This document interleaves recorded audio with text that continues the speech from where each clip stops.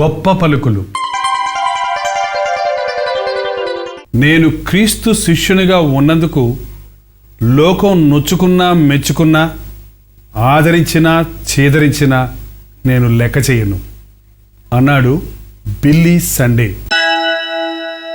నేను క్రీస్తు శిష్యునిగా ఉన్నందుకు లోకం నొచ్చుకున్నా మెచ్చుకున్నా ఆదరించినా చేదరించినా నేను లెక్క చేయను అన్నాడు బిల్లీ సండే.